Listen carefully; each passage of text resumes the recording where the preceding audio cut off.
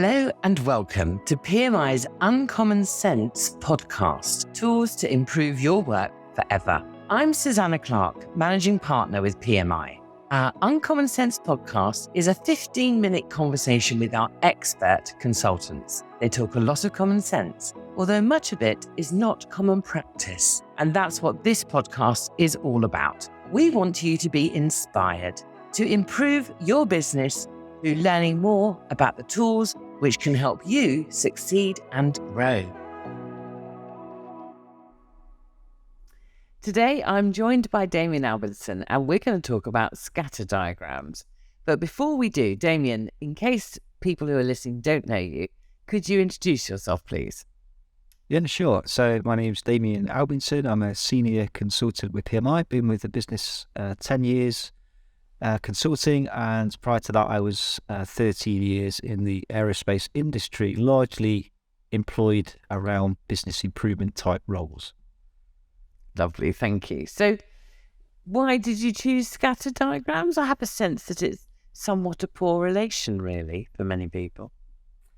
Yeah, I think it's one of these techniques that in a certain niche of business improvement, they're such a great tool. They're just such a good, there's a certain approach where you're looking to see what's causing, what are the possible theories of something that's causing this variation that I have in the output of my process.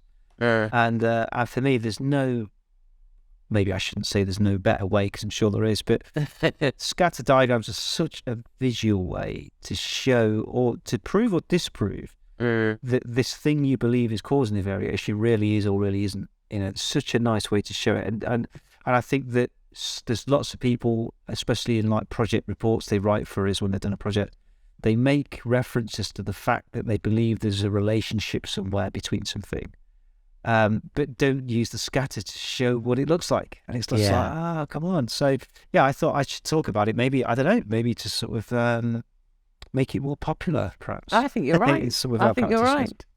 Okay. So you've given us some sense of what it's for. It's to demonstrate whether there, or confirm whether there is or isn't a relationship. Can you just talk a bit about how it does that? Yeah, so they're generally referred to as XY scatter plots or scatter charts. You'll find these built into very popular programs like Excel, for instance. You can go on the graph tools there and ask it for an XY scatter. And what they're doing is there's two axes, one horizontal, one vertical. And the horizontal axis is what's called your explanatory variable. That's a nice fancy term for you. So that's the variable that you think explains the variation in something else. And the vertical axis is called the response, which, if you think about your cause and effect diagram, for those that understand what they are, and if you don't, go back and watch my earlier. I want to say podcast. Oh, podcast, yeah. I was nearly calling it a blog. So go back and look at that. So yeah, if you've the effect in the cause and effect diagram is what is the thing we're interested in resolving. So usually we're trying to reduce the variation in the effect. So that would go in the vertical axis, the response, and then we would play off against that in the horizontal axis these causes, these theories we've generated that we believe causes the effect. And so as you change the values that you've measured the explanatory variable, you then plot the corresponding result number. What you're looking for there is, do these two things that are randomly moving around, do they show any kind of relationship with one another in terms of how the dots form? And what we're looking for typically is we're looking for to form like an imaginary straight line, which can either be going sort of diagonally upwards from left to right, which we would call a positive correlation, or they can sometimes start off high and come down lower, so that's called a negative. And then lots of other shapes in between. You can get curves and sort of S-shaped curves. You can start to get really, really scientific with it and quite complex. But so yeah, and then how steep is the slope that you get in terms of this imaginary line that you get with the points? which of course then talks about the strength of the relationship. So there's two things we say to look for. You're looking for, is there a relationship? So do the dots form, which direction is it in? And is it a true correlation? Now this is where things can get a little bit tricky, because mathematically, there are lots and lots of things that mathematically correlate, i.e. they appear to one causes the other, and yet they're completely unrelated. A classic one that many people have probably heard about is ice cream sales correlate with shark attacks. Okay, so you can imagine the newspapers getting hold of that one and selling a few headlines. So we better reduce ice cream sales then, and everything's okay, right? Or as shark attacks increase, for some reason we sell more ice cream, so let's get more sharks in the bay and we'll improve our ice cream business. They're just ludicrous ideas. And of course, what's happening there is that there's two completely independent things that are both correlating with something else, which is in this case is the weather, right? Warmer weather, more people at the beach, more shark attacks, and of course more ice cream sales.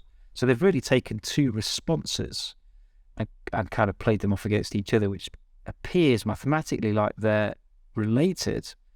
But correlation does not mean causation is one of the famous things. So you have to then apply a degree of expertise to what you've measured to say, okay, whilst it looks like it's one relates to the other, does that make sense? How could that possibly be? Or could we try something that would disprove that?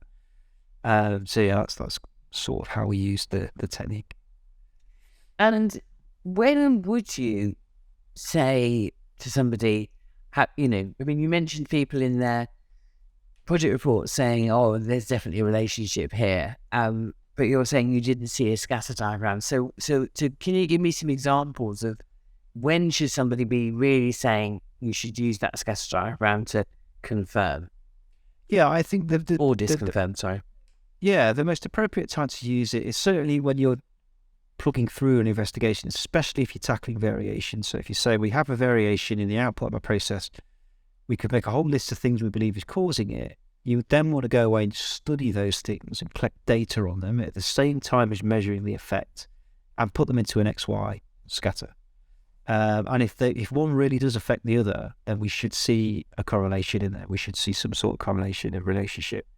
And many times you don't. So it seems plausible that one affects the other, but when you put them in and play them off against each other, there's nothing there. It's just a random sheet of dots that are just bouncing up and down, which means that there is no relationship, or at least within that range that you've studied, which from a PDSA point of view, which is the thinking model we advise for business improvement, that means that we've disconfirmed our theory. It means that the theory wasn't true. We found evidence to suggest one doesn't affect the other, and therefore we should either close down the discussion on that theory because we now know it's not true, or we maybe explore different range of values. Maybe it does cause a relationship if the settings are higher or lower or something like that. But that's helpful, because if we didn't have that, we might have carried on talking about it, or worse still, believed it one relates to the other and then gone off and tried and fixed it and tried to do something about the explanatory variable, trying to change it in some way. Now, if it doesn't have an effect on the output that you're trying to ultimately solve, you've now just changed something that won't have an effect. So you've wasted time and energy. You might have even created a new problem, which is the last thing we want to do. So, yeah, I think for the sakes of how long they take to build and the simplicity of them, I would always say, if you're making any statement that says X causes Y, this thing causes something else to behave a certain way, I would say, okay, back it up. Where's your data? Where's your XY scatter? Yeah, and back it up with that. A couple of cautions to watch out for as well when you do that, because I have had this once before. So the number of measurements that you take has to be, reasonable, let's say, for real basic stuff. I have once had... Can we give me a number for quantifying reasonable? So 20? I'd say something like 10, 20. I mean, the more the better, really, with XY, without going daft, without going into thousands or anything, unless you already have the data to hand, in which case, great. But I did once get a report from someone that had 3 data points on there, and they claimed that they had a positive correlation between these 2 variables. Now, I'm sure most of you can imagine just in your mind's eye that 3 data points could randomly appear to look like they are some sort of diagonal straight line. And of course, it could have just been that they just happened to be the first 3 measurements we saw. And as we carried on collecting more, we'd see that actually there was nothing there at all. So make sure that you have enough samples, as we would say, of each. Never extrapolate. So we say if you do see a relationship between 2 variables, let's say your bottom value goes from 0 to 10 units of something, and let's say for every increment of 5, the other thing doubles. So you might say, so if I set my thingy to 20, then I'm going to get double the amount in the response. You haven't seen what happens up there, according to your own study. So if you extrapolate and believe that relationship carries on forever, you can make some really poor decisions off the back of that. A really funny example of that someone gave me was if the number of shots that I have on a night out correlates with how much fun I have, you could say, well, I had 5 shots last night, had a great time, and so if I had 20, I'd have an amazing night. Of course, maybe not the case. So, in summary, it's a really great tool that will help you understand whether there is a relationship, cause and effect relationship between something you're doing and how the data is responding to that. Yeah, and that could be confirming or disconfirming evidence. And just say on a personal level, I've had it as disconfirming evidence, which was very upsetting because I thought there was a cause and effect positive, and Dennis took me to a scatter diagram and showed me that it wasn't. So, but it did do all the things that you then said, Damion, is it stopped me wasting my time doing more of the same things that I thought were making it better, and they weren't. And that's really the power of the tool, isn't it? Is to do that with sufficient data, but early on, so that you don't waste your time. Yeah, I think that's probably the more beneficial side. Is it's when it shows that your theory is wrong, that you can move on and stop. Yeah, right. My first black belt project was a real mystery as to what was causing the problem. And we tested probably in the end, I'd say at least 20 to 30 different theories about what was causing this inconsistent growth of a product. And none of them were true. So we tested all of these different variables and factors and so on, and none of them showed a true relationship between this issue we had and these variables. And sort of people would say to me, doesn't that make you quite depressed? It's like, well, it's a little frustrating because, you know, it's taken a long time to do all those tests. And by now I thought I would have found the issue. But on the flip side, think of all the learning we now have, because all of those theories were being kicked around by different people in the organisation. Oh, it's probably this that's doing it. Oh, I bet you it's this. I bet you it's that. And we could say now conclusively, no, it's not. It's not those things, because we've looked at them. And and as much as it made sense on paper, it is not those. We're missing something here. What are we not seeing? And that causes everyone to go, this is getting really interesting. It's almost like a like a plot twist or something. So that's where the energy needs to be. You know, because if we flounder with these things that maybe don't matter, even though they sound like they probably should, we're going to make change without any improvement.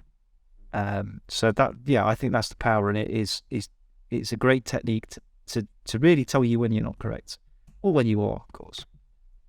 Brilliant. I've not talked about it on this, but when you go to the more advanced modelling of XY or scatter charts, we talk about something called regression, which we wouldn't not ordinarily teach until either our advanced stats course or the black belt sort of level.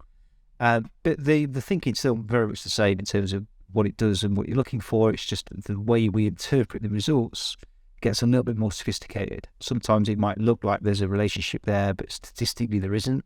We don't have enough evidence. And we can look at the strength to which these points follow certain models or probabilistic models and that kind of stuff. So there is a degree of complexity that we can moving into, but I think for the benefits of our wider audience, just this simple technique of two variables, one against the other. Let's see what we learn from looking at some of that stuff. Fab. Thank you very much, Damion. It's been great having you, your time today. Really enjoyed listening to you on talking about scatter diagrams. Thank you again. Thank you so much for joining us. You can find more episodes of our Uncommon Sense Tools to Improve Your Work Forever in our Knowledge Hub on our website, or, of course, your favourite podcast platform. And do subscribe so you never miss an episode.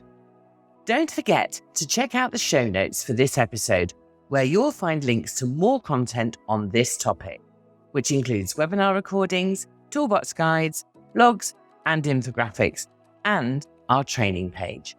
You can always drop us a line on team@pmi.co.uk and arrange a time to have a call to talk about how these tools can help you in your organisation. We'd really love to hear from you.